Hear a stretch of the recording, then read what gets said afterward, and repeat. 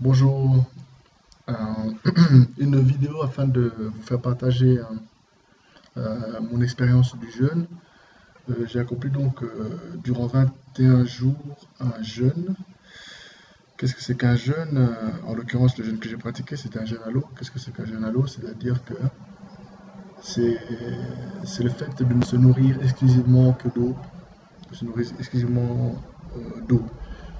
Donc, les gens, des fois, sont intrigués et puis se disent, mais t'es fou, t'as pas de protéines et, et des choses comme ça. Non, sachez on peut survivre un certain nombre de jours selon la constitution, la santé physiologique, à partir au moment où on entreprend justement le dit jeûne.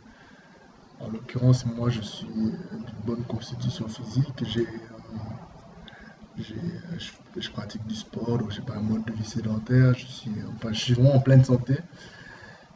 Si ce n'est que j'avais quelques problèmes mécaniques du fait du sport que je pratique, et donc par exemple une douleur lancinante au niveau de l'épaule, au niveau de la poignée, tout ça, qui sont dues à des blessures anciennes en fait, qui remontent il y a à peu près 5 ans.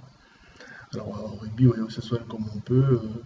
Euh, Moi j'ai recours au cataplasme d'argile de manière générale, de l'hélicris, enfin du mortel et tout ça. Mais bon voilà, c'est vrai que ça peut soigner à long terme, mais voilà, il y a toujours, ça persistait toujours. Je vais expliquer en fait qu'est-ce que c'est qu'une des blessures du type, les blessures du type que l'on rencontre dans le sport, dans mon domaine d'activité. Toujours est-il que j'ai donc entrepris un jeûne sous les meilleurs auspices qui soient au niveau physiologique. Donc je n'avais rien à craindre de ce côté-là.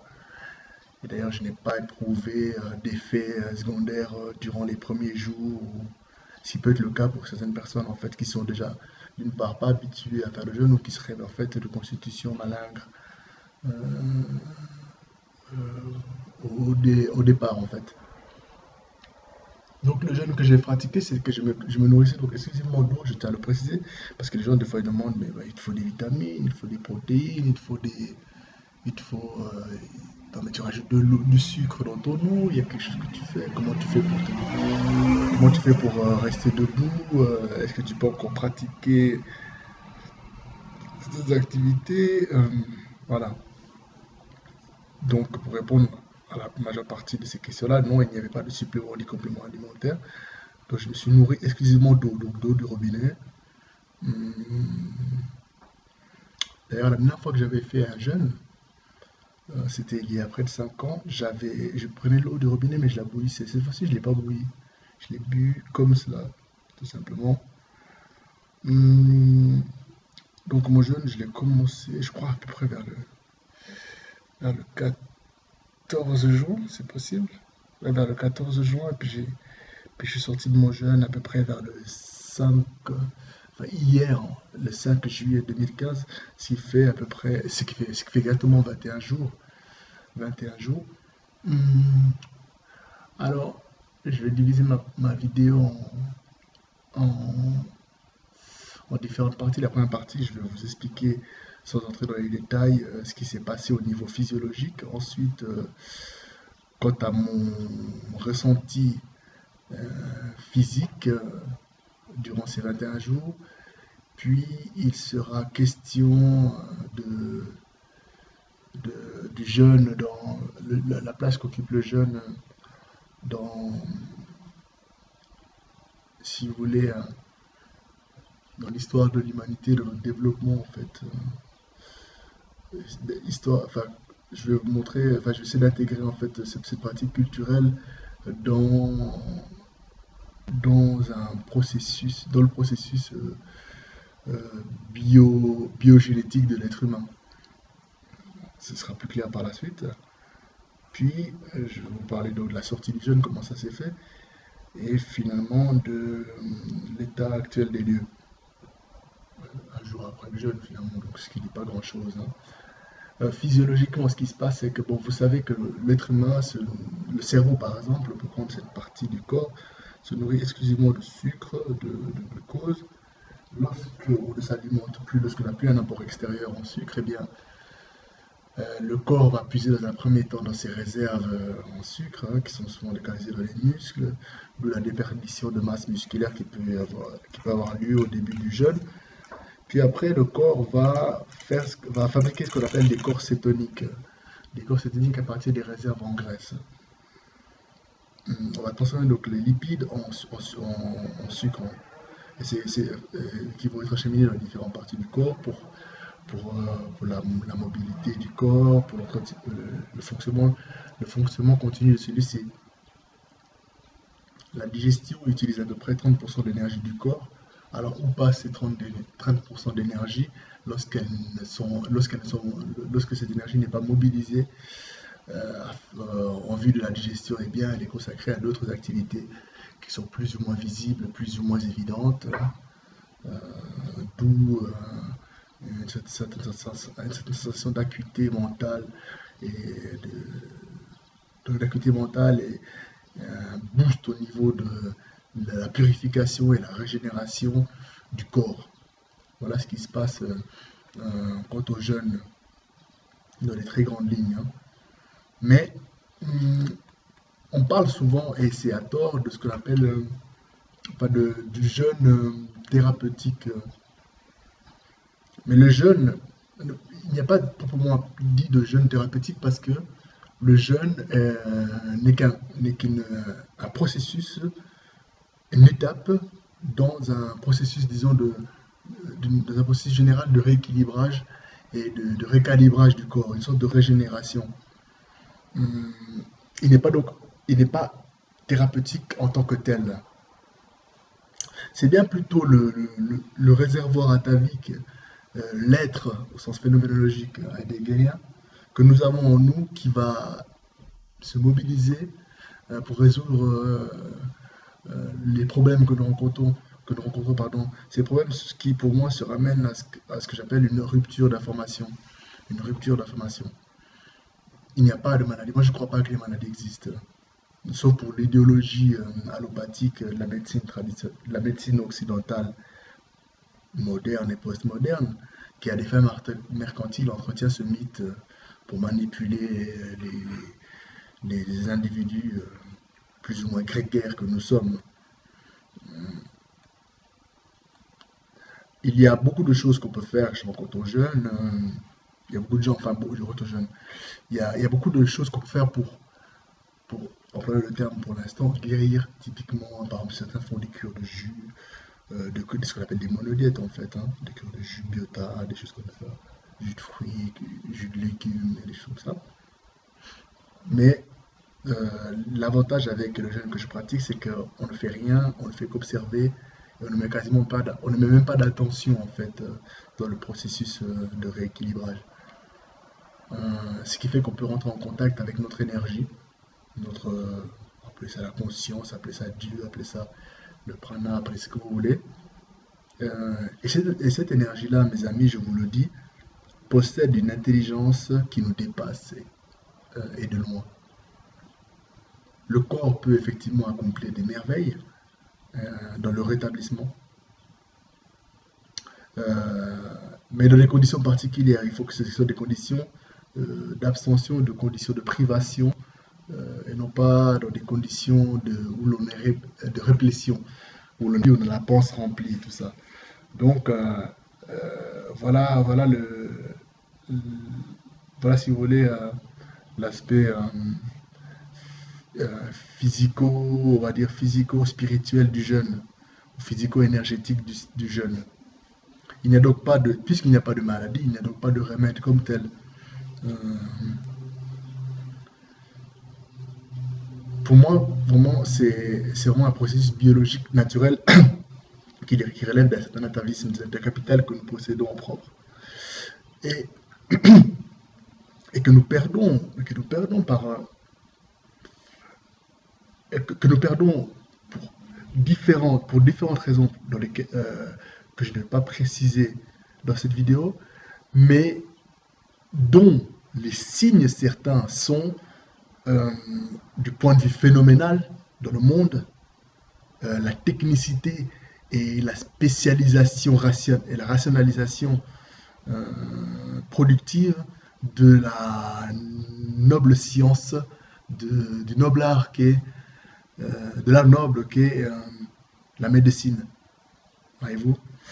Pour ceux qui versent un peu dans la phénoménologie heideggerienne, c'est un peu, quand Heidegger parle de la perte et la fuite de l'être, c'est un peu ça, donc l'obscurcissement du monde, euh, c'est un peu l'équivalent au niveau médical, au niveau bioénergétique, c'est un peu le pouvoir, le capital d'être que nous avons, le capital de rétablissement que nous perdons. On perd de l'ingéniosité, on perd de la présence à nous-mêmes, on perd des choses comme ça, qui fait que voilà, quand on n'est plus que rationalisé, euh, informel. J'espère que cette analogie, qui n'est pas nécessaire d'ailleurs pour l'ensemble de la compréhension de l'ensemble de la vidéo, va parler à certains qui ont pu lire la métaphysique heideggerienne. En tout cas, j'ai tout de suite j'ai tout de suite vu le lien, j'ai tout de suite perçu le lien. C'est vraiment très intéressant d'ailleurs. Donc, pas de maladie, pas de remède, pas de médecin. Il se pourrait même que cette pratique, que la médecine existe, disparaisse un jour en fait, quoi. Le rétablissement, c'est un processus biologique. C'est une fonction de l'organisme, au même titre que la respiration, la digestion, la circulation, l'excrétion, la prolifération cellulaire ou l'activité nerveuse. C'est un processus qui ne finit jamais, qui est toujours constant, qui est toujours en évolution, comme la Terre l'est autour de son axe. Et l'homme, l'être humain, les êtres humains que nous sommes, ne pouvons pas l'imiter, le copier, ni le remplacer. Encore une fois, pour reprendre l'analogie heideggerienne, lorsqu'il s'agit de face, Heidegger dit par exemple face à, à la grégarisation des peuples, face à la destruction de la planète, face à la technicité rampante, face à la médiocrité ambiante, lorsqu'il s'agit de retrouver justement l'origine de l'être, sa provenance, c'est-à-dire de se placer face aux différentes modalités de la temporalité, c'est-à-dire face au passé, au, au présent et à l'avenir, le passé que nous ne pouvons que supporter, le présent que nous ne pouvons dont nous ne pouvons que pâtir et l'avenir sur lequel nous pouvons agir, eh bien, il s'agit de retrouver, si vous voulez, l'originalité, l'émanation, le jaillissement premier, en fait, de l'être là. Notre être là doit pouvoir résonner, être en résonance, consonner avec l'être originaire. La même chose avec ce processus incessant qui est le rééquilibrage, c'est que il faut que l'homme ne peut pas, il ne s'agit pas donc de, de le copier ou de reprendre, de refaire le passé, mais c'est de pouvoir justement récupérer cette capacité de manifestation, cette manifestation-là. Il faut retrouver ce pouvoir de manifester, ce pouvoir d'être là, ce pouvoir de la présence. Donc, il ne s'agit pas de copier, comme par exemple Heidegger, on pourrait croire que oui, bah, c'est un nostalgique des peuples disparus, des pensions disparues. Non, c'est pas nostalgique, ce serait pas le terme. C'est bien plutôt quelqu'un qui va chercher à récupérer, enfin à récupérer, à se placer dans le processus et le cours du monde, l'ancrage, l'enracinement au monde, l'être au monde authentique par rapport à ce que nous sommes vraiment, par rapport à notre être là. Il n'y a pas de copie, il ne s'agit pas d'imiter les Grecs, il ne s'agit pas euh, de remplacer la civilisation, par exemple occidentale, euh, mais bien de récupérer un pouvoir natif, originaire, la capacité d'être. C'est ça en fait. J'espère qu'encore une fois que c'est un peu clair, c'est un peu difficile c'est un peu difficile pour les gens qui ne versent pas là-dedans. Mais l'analogie est vraiment surprenante. D'ailleurs, lisez à ce propos Heidegger parce que ces textes sont vraiment d'une actualité tout à fait assez hallucinante. Hum, La médecine actuelle a une mauvaise compréhension de ce qu'ils appellent la maladie, une mauvaise conception de la maladie, qui est antitative, qui est la guérison vis-à-vis de cette maladie, euh, pense que, enfin, se veut comme annihilation de la maladie. Et la maladie, si vous voulez, c'est une sorte d'élimination, bien plutôt. Il faudrait plutôt parler d'élimination. Et la guérison comme telle, c'est la fin de l'élimination, la fin du processus de régénération. Comprenez bien cela. Euh, on a bien plutôt parler de rétablissement.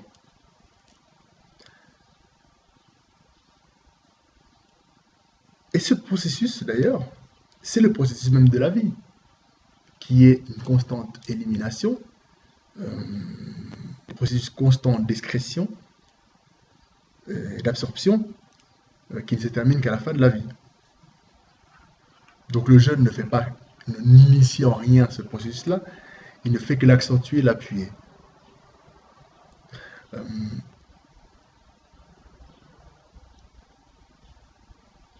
Moi, en ce qui me regarde physiologiquement, donc au niveau, dans mon plan, j'ai parlé donc de l'aspect physiologique et ensuite de l'aspect scientifique.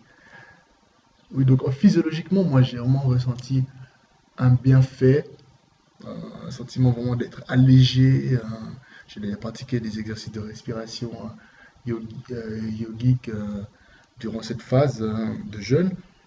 Et je me suis vraiment senti bien spirituellement, d'autant plus que je souffrais un peu de pessimiste. Le pessimisme, même si le terme, encore une fois, j'aime pas ce terme de pessimiste d'optimisme, j'aime pas ce terme-là.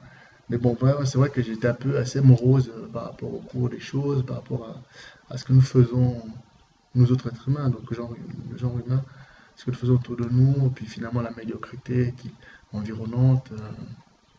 Tout ça faisait que j'étais un peu, pas triste, mais disons, j'étais blasé, quoi. J'étais saoulé.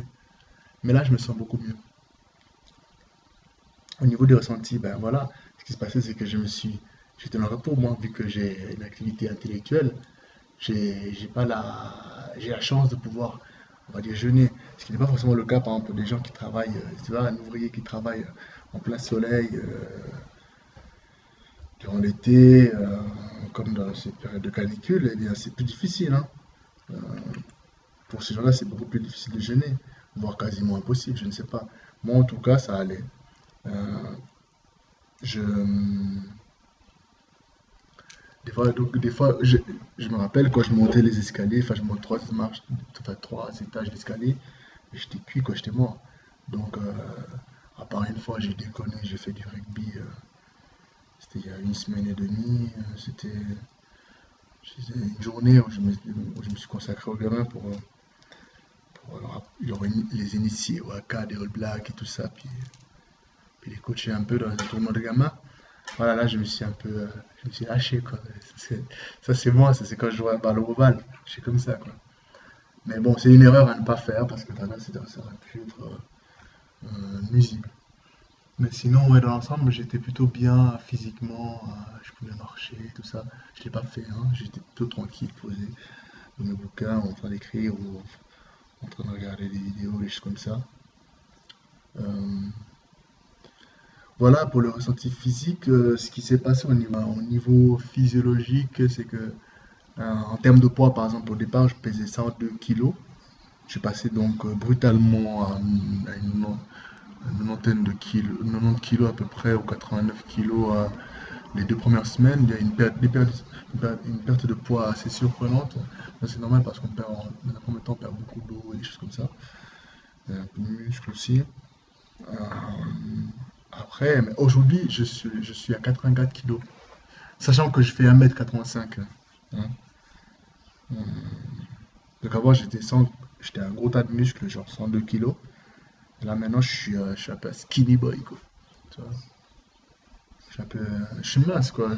Mais disons que je suis sec, c'est ça. Très sec. Mais,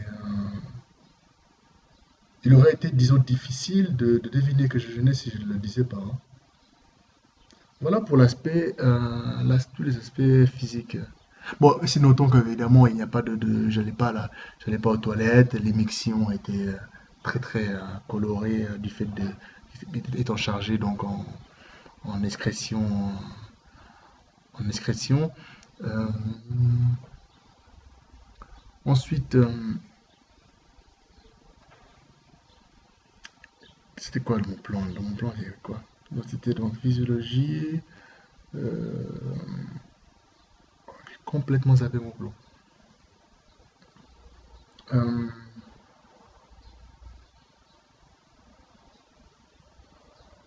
Qu'est-ce que je voulais dire?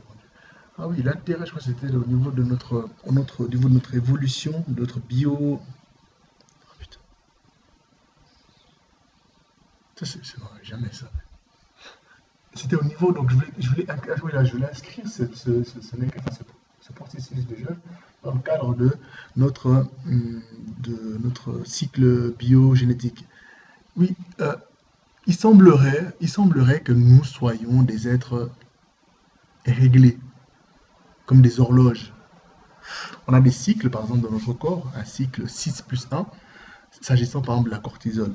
Sachant qu'on produit tant de cortisol durant 6 jours, puis après il y a une phase de pause qui reprend après au bout du 8e jour. Donc en gros, du lundi, je te donne un exemple, du lundi au samedi, tu produis de la cortisol, puis après, du samedi au dimanche, il n'y a rien qui se passe, et cela recommence le lundi.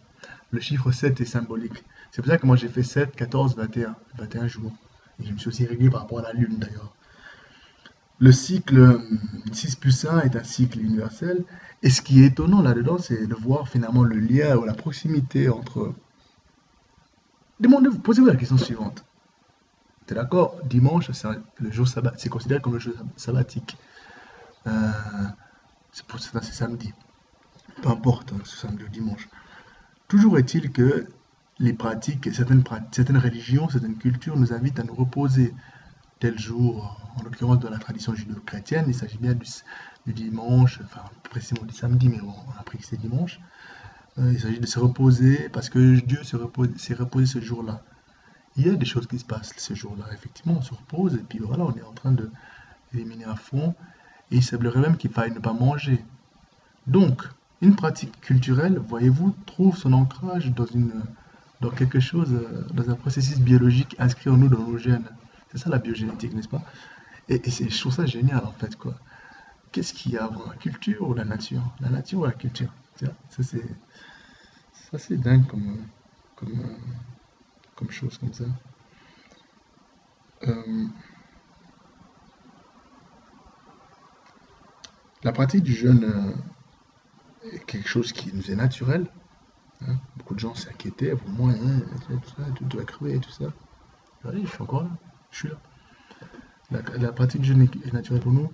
D'ailleurs, eu égard aux maladies civilisationnelles que connaissent les peuples occidentaux, les cancers et autres, hein, AVC, etc. Nos médecins, hein, les maîtres de nos santé, alors que nous devrions être les maîtres de nos propres santé, eh bien, les maîtres de nos santé devraient préconiser justement le jeûne régulier ou disons cyclique, ponctuel, parce que c'est vraiment bon pour la santé et nous sommes faits pour cela. D'ailleurs, le docteur André Guernel avait pris, qui est décédé aujourd'hui, plus jeune euh, diplômé en faculté de médecine, hein, dans l'histoire de France. L'histoire de France, oui, l'histoire récente de France en tout cas. Et bien ce fameux André Guernès avait écrit plusieurs notes au ministère de la Santé afin de préconiser en termes de prophylaxie, des jeunes à partir de cet âge peut-être, quelques jours de jeûne pour les gens qui sont, surtout les gens qui sont à risque, mais aussi peut-être pour tout le monde, parce que c'est bien faisant pour tout le monde. Voilà, donc le jeûne, c'est quelque chose qui nous est naturel. Moi, je veux pas faire une vidéo qui s'étend euh, jusqu'à perte de vue, mais Je vous invite à vous renseigner là-dessus. Faites vos propres recherches, ainsi que je l'ai fait moi-même. Euh, Maintenant, ayant parlé de l'inscription biogénétique de la pratique du jeûne euh, chez l'être humain, euh, un mot sur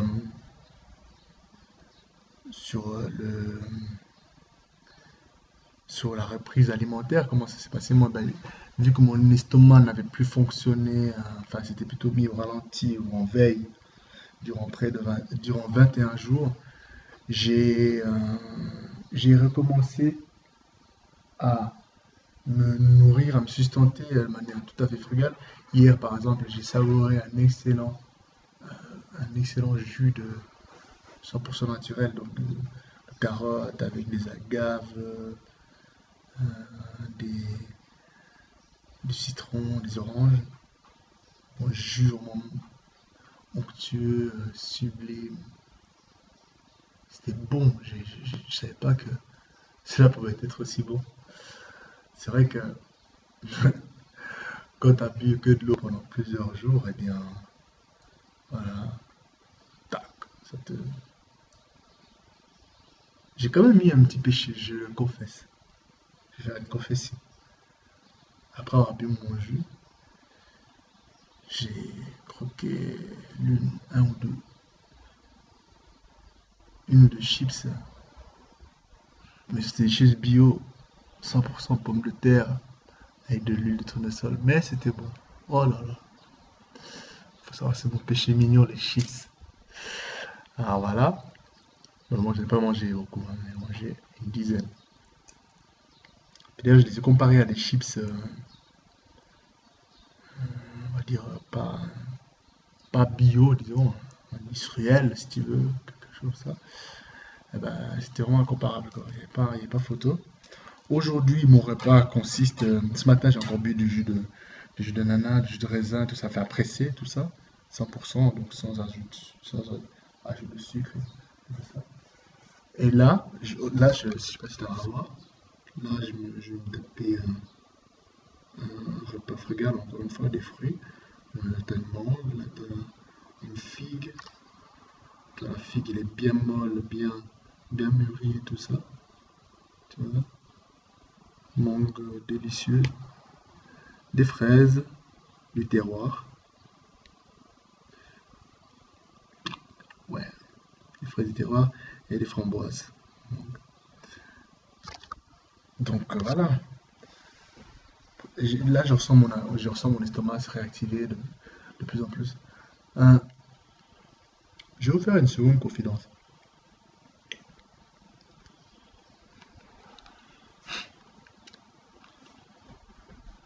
La première fois que j'ai jeûné, j'ai fait 15 jours. Là, j'avais plus insisté la première fois sur l'aspect spirituel, vraiment. L'élévation spirituelle. Et tu sais, ce que j'ai mangé en sortant de mon jeûne, après 15 jours, quand mon estomac était donc en inactivité, plus ou moins inactif, j'ai mangé un burger au McDo avec une portion de frites. En gros, j'ai failli rester. Pour des raisons un peu machin, enfin, bon, trop long à expliquer ici. Mais genre, j'étais vraiment au bord de la... J'ai failli claquer. J'ai failli mourir. Tu vois. J'ai failli rester. Donc, Orphée, ciao, salut. Orphée aux enfers, quoi. Non, j'ai hégémonie. Non, je pense que j'ai au paradis. Donc, c'est pour cela que je vous conseille, si vous avez l'intention d'entreprendre ce que j'ai moi-même entrepris, de faire déjà veiller à vraiment une personne de confiance, une personne qui ne va pas vous juger, une personne qui ne va pas s'inquiéter inutilement alors qu'elle ne lit même pas la littérature autour de cette pratique naturelle, génétique, inscrite en vous. Donc, si vous pouvez vous éloigner de vos proches et de votre entourage, faites-le, mais ne faites pas non plus les ermites, quoi. Je ne veux pas au courant, hein. Mais bon, voilà, il faut seulement se couper des mauvaises influences. pour pouvoir jeûner dans les meilleures conditions possibles. Vous pouvez aussi aller dans les cliniques. Il y a des cliniques aux États-Unis, il y a des cliniques en Allemagne. Ces gens-là sont toujours un peu plus avancés que nous en ce qui regarde la nutrition. J'aimerais partager ici encore, si vous m'en donnez l'occasion, mon avis sur les différentes pratiques alimentaires. Alors, déjà, moi, non, je vais poser des choses comme ça. Moi, tu sais, je me suis souvent demandé, depuis très jeune d'ailleurs, hein, si nous devions, enfin, si l'être humain pouvait manger sans problème, pas forcément digestif comme ça, hein, mais sans problème éthique, sans se sentir mal, sans culpabiliser, les animaux. Et c'est une question qui m'a...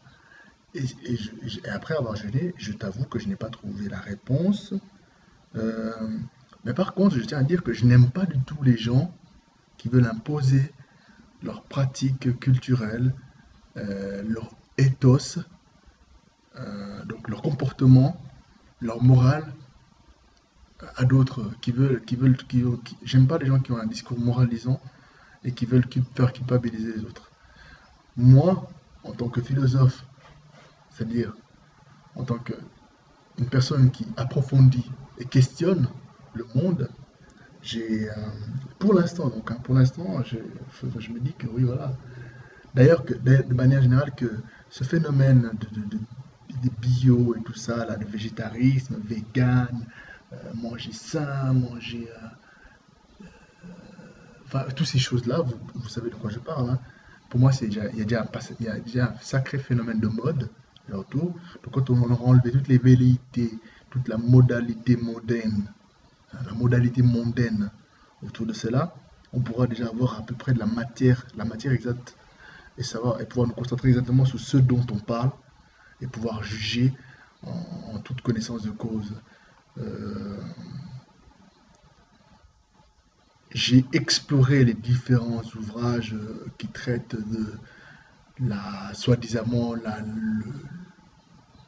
le régime alimentaire exemplaire, ou plutôt originel, ou original, ou originaire de l'être humain, et je vois que cela relève plus souvent des opinions que d'une véritable connaissance scientifique, logique et philosophique. Ce qui revient à c'est les mêmes termes, quoi. Une connaissance vraie. Euh, Dernièrement encore, parce que dans ce domaine-là, on dit toutes sortes de choses, des choses qui se contredisent. J'ai encore lu récemment dans une étude qu'il s'agissait, je me rappelle plus d'ailleurs la provenance, mais c'était une source assez fiable, disons un hebdomadaire ou un mensuel assez réceptable, pardon, respectable, dans lequel il était fait mention de la dangerosité, des risques que peut provoquer la consommation des agrumes, donc orange, citron, tout ça. Donc ça augmente les risques de cancer. Bon, voilà. Que dire? J'ai encore lu récemment, oui, étant la canicule, les grillades et tout cela, eh bien, maintenant, quand on grille la viande et tout ça, eh bien, on augmente les risques de cancer. Alors, juste pour prendre ce dernier exemple-là, donc voilà, on fait des grillades, on augmente les risques de cancer. Moi, je me demande pas. Après, je vous laisse réfléchir, hein, parce que voilà. Mais euh, moi, je me posais la question, mais alors les peuples que l'on qualifie de notre point de vue ici en Occident, de peuples dits primitifs, qui devaient consommer de la viande moins souvent que nous sans doute, mais qui pouvaient consommer des grandes quantités de viande et qui surtout le grillaient, hein, le cuissaient comme à leur façon, donc au feu et tout ça, ben, ils n'ont pas de problème. Et par rapport à leur consommation alimentaire, ils n'ont pas de problème, notamment ce qui est les cancers, des choses comme ça. Ils peuvent avoir d'autres problèmes, hein. Par exemple, je sais pas, moi, prenez l'exemple, il y a- il y a- il y a- non, ce que je veux dire en fait, c'est que, oui, voilà, hum, l'alimentation est essentielle, mais ne fait pas tout. En l'occurrence, le problème des cancers et des choses comme ça, je pense que c'est un problème de stress oxydatif. Et puis, je pense que euh, nos médecins et toute cette clique de bien-pensants et investis d'un pouvoir, d'une autorité qui ne mérite en aucun cas, devraient déjà, un, inviter les citoyens, leurs concitoyens, un, déjà, Eh bien, ne pas stresser, c'est-à-dire à chercher le bonheur, à chercher la paix et la sérénité de l'âme, ce qui n'est pas du tout un programme politique au sein disons, des cercles de vie des États occidentaux. Hein. Il s'agit pas si on parle de croissance, on nous dit quand tu ouvres le bulletin, c'est la croissance, où on est la croissance, où on est le PIB, où on est le chômage, et voilà. Bon. Donc le chômage est lié au bonheur. Mais on ne te parle pas de bonheur, où on est la paix, où on est les rapports humains véritables, où on est les rapports de famille. Qu'en est-il de la famille, hein? Alors on est là, de société individualiste, tout ça, et tout ça. Alors c'est donc qu'après on a des cancers et tout ça, juste comme ça. Alors, les femmes et les hommes ont des rapports qui sont complètement contre nature. Euh, euh, les hommes ils font des cancers de la prostate parce que leur femme leur fait chier, parce qu'elles ne savent plus être des femmes, elles savent plus être les femmes au sens noble du terme. Ça, c'est ça les vrais problèmes, tu vois. Alors, du stress oxydatif, ça crée du stress de manière générale, ça crée aussi des cancers, et puis l'alimentation, évidemment, puis le mode de vie, la sédentarisation, et toutes ces choses-là ne favorisent en rien ce mécanisme, ce processus-là, quoi. C'est un cercle vicieux, c'est un piège, et puis voilà. Mais bon, alors aujourd'hui, on a l'impression que si tu manges, si c'est ça, tu auras ça des repas le cancer, mais tu peux manger ce que tu veux.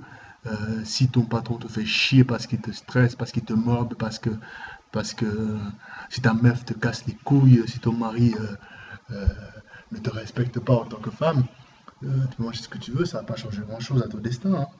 Et puis surtout, voilà, quoi, l'historialité de ta santé. Voilà.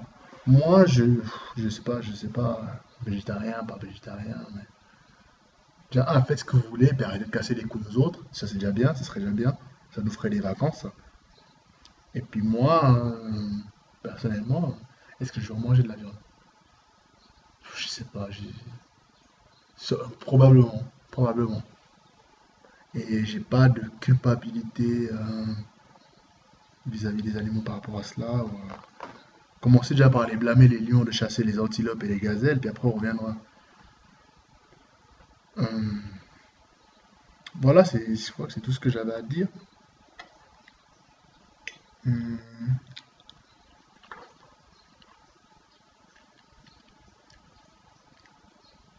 voilà, jeûner quoi. Et franchement, c'est tellement bon. Ça valait la peine quoi. Allez, salut, camarade.